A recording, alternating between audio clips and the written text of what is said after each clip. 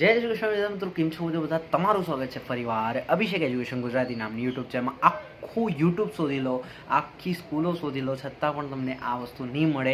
Chapter 5 number ગરીબી, બરોબર છે, એમાં હું તમને ટ્રિક્સ આપવાનું છું. તમને મુદ્દા કઈ રીતે યાદ રાખવાના છે, 5 માર્ક્સનો સવાલ પૂછાય છે, એના માટે તમારે મુદ્દા કઈ રીતે યાદ રાખવાના છે એના વિશે જોવાના છીએ, બરોબર છે. ટાઈમ વેસ્ટ કર્યા વગર ચાલો શરૂઆત. ઓકે, તો જો હવે આ જે છે ગરીબી વિશે છે, બરોબર છે. આખું ચેપ્ટર તમારું સામે છે, આ અનુક્રમણિકા છે, આ તમારા મુદ્દા છે. તમારા કેટલા સવાલ છે? સ્વરૂપ, નિર્દેશકો, કારણો, ઉપાયો, બરોબર છે. બીજું કશું જ નથી. ઓકે, 4 સવાલો છે ને આમાંથી પૂછાતું હોય છે 5 માર્ક્સનો સવાલ. હવે સમજો, એ લોકો શું પૂછશે? કાં તો આ પૂછશે, કાં તો આ પૂછશે, કાં તો આ પૂછશે, કાં તો આ પૂછશે, બરોબર છે. હવે કેટલીય વાર જે છે કંઈક ટ્વિસ્ટ કરવા હોય તો હવે તમારે એ નસીબ છે. નહીં તો જનરલી શું પૂછતા હોય? ગરીબીના નિર્દેશકો સમજાવો, ગરીબીના કારણો સમજાવો, ગરીબીના ઘટાડવાના ઉપાયો સમજાવો, બરોબર છે. અને બાકી કયા સવાલો પૂછાય એ પણ હું તમને કહી દઈશ. બીજી વસ્તુ, આવો વિડીયો તમને જે છે આટલું મળ્યો છે, બરોબર. મહેનત એન્ડ ટાઈમે હું કરી રહ્યો છું. તમને પણ એક વસ્તુ કરવાની છે, લાઇક તો કરવાની છે, એટલે સબસ્ક્રાઇબ કરો. 75% સ્ટુડન્ટ, બરોબર છે, 75% એવા છે કે જેમણે જોવે તો છે વિડીયો પણ સબસ્ક્રાઇબ નથી કર્યું, બરોબર છે. શું કામ છે ભાઈ તમારું? ઓકે, એનીવેઝ લેટ્સ ગો, શરૂઆત કરીએ. જો સૌથી પહેલાં હવે આમાં હું તમને કોઈ કી નહીં આપી શકું, બરોબર છે. એઝ આઈ જે છે મેં તમને થંબનેલમાં દર્શાવ્યું છે, બરોબર.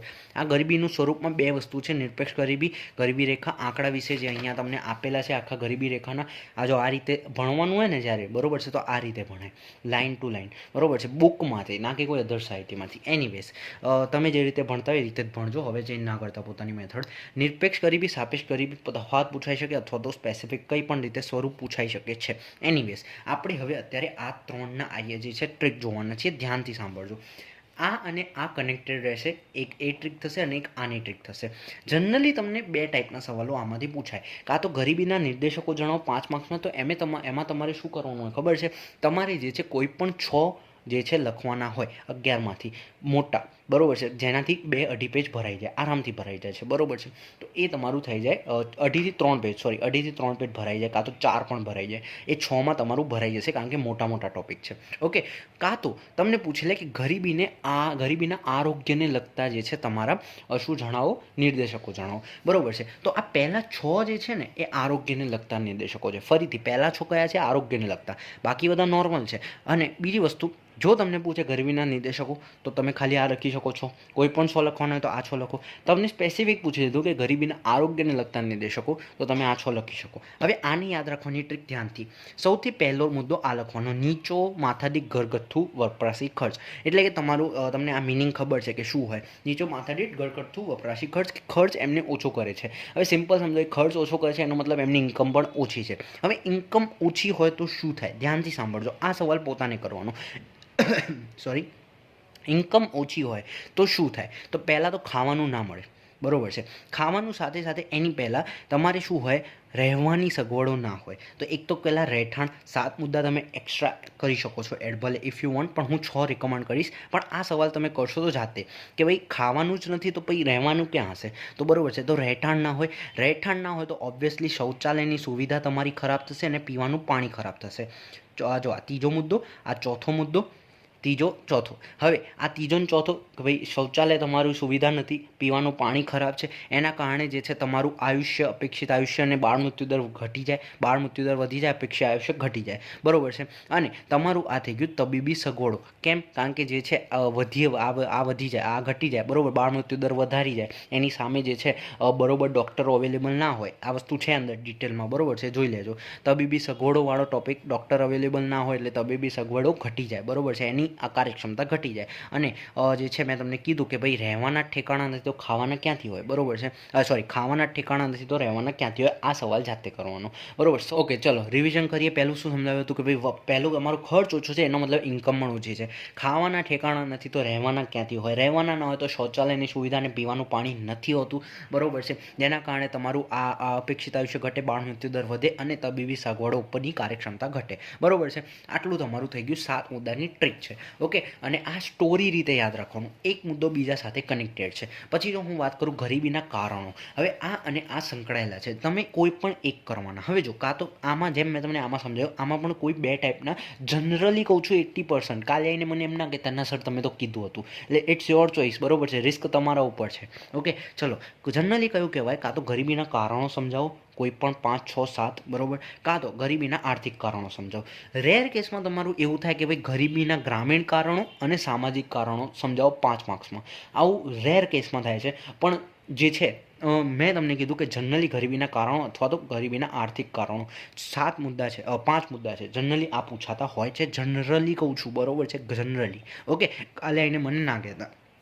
તો આ થઈ ગયું તમારું જનરલી આવું પૂછાય, જેમ મેં તમને ઉપર કીધું એમ આમાં એવું પૂછાય. તો આપણે કયો કરવાના? આર્થિક કારણો કરવાના ખાલી, જેમાં પહેલું તમારે કોઈ પણ એક કરી દો, બરાબર છે. આ કોઈ પણ આ 5 મુદ્દા ગોખી દો તો સામેવાળા તમને 5 આવડી જશે.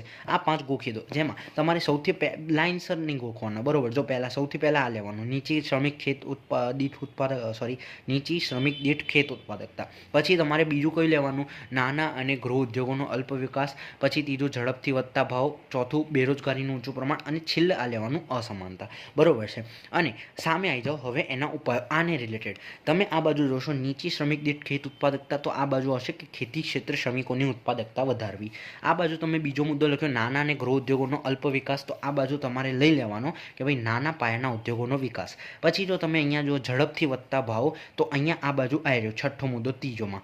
આ ત્રીજો મુદ્દો લખવાનો, વાજબી કિંમતે વસ્તુઓ અને સેવા. આ બધું યાદ રાખો તમે કે ભાઈ માં ત્રીજો આ લખવાનું, વાજબી કિંમતે વસ્તુઓ અને સેવાઓ પૂરી પાડવી. કારણ કે જે છે ઝડપી ભાવ વધતા હોય જેને કારણે આ લોકોની જે છે ખરીદવાની શક્તિ ઘટી જાય અને જે છે ગરીબી આવે. તો આપણે શું કરવાના? વાજબી કિંમતે વસ્તુઓ પૂરી પાડવાની. બેરોજગારીનું ઊંચું પ્રમાણ, તો આ બાજુ માનવ મૂડીરોકાણમાં વધારો કરવું. આ બાજુ જો તમે જમીન અને સંપત્તિની અસમાન વહેંચણી, તો આ બાજુ તમારું શું આવશે?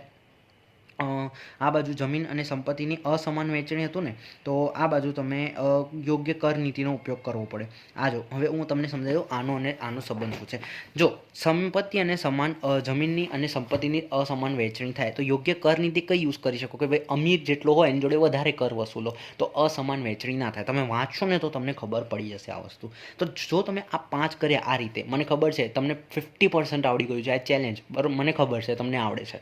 બસ ખાલી આ ફોર્મેટમાં યાદ રાખો. નીચી શ્રમિક દીઠ ખેત ઉત્પાદકતા, પછી આ બીજું, ત્રીજું, ચોથું અને આ 5મું. હવે એને અપોઝિટ જ કે આમાં જે છે નીચી છે તો આમાં વધારવાની છે. ઓકે, આ પ્રોબ્લેમ છે, આ સોલ્યુશન છે. એમાં જો ઓછો વિકાસ છે તો આમાં વિકાસ કરવો. પછી જો ત્રીજામાં ઝડપથી વધતા ભાવ છે તો આમાં વાજબી કિંમતે પૂરી પાડવી. આમાં બેરોજગારીનું ઊંચું પ્રમાણ છે, માનવ મૂડીરોકાણમાં વધારો કરવો. આમાં જમીન સંપત્તિની અસમાન વહેંચણી, તો એને અકોર્ડિંગ કરવેરા નીતિ એવી રાખો કે જેથી તમારા થાય. હવે આના અલાવા તમારે જાતે મોઢે કરવાનું છે. એમાં કયા કયા આઈએમપી હું તમને અત્યારથી જ કહી દઉં તો બરાબર છે. આ નરેગા આઈએમપી રહેશે તમારું, આવાસ યોજનાઓ આઈએમપી, સામાજિક સલામતી અને જનધનના, આ બધા ના કરતા. આ બધું આ બોર્ડમાં લગભગ 2-3 વાર પૂછાઈ ગયો છે. આ પણ 2-3 વાર પૂછાઈ ગયો છે. આ એમસીક્યુ માટે કામ આવશે અને આ સેમ વસ્તુ મનરેગામાં પણ કામ આવવાની છે. આ વિડીયોમાં રાખીશું આટલું. જોયું પસંદ આવે તો આખા યુટ્યુબ પર આ વસ્તુ અવેલેબલ નહીં હોય.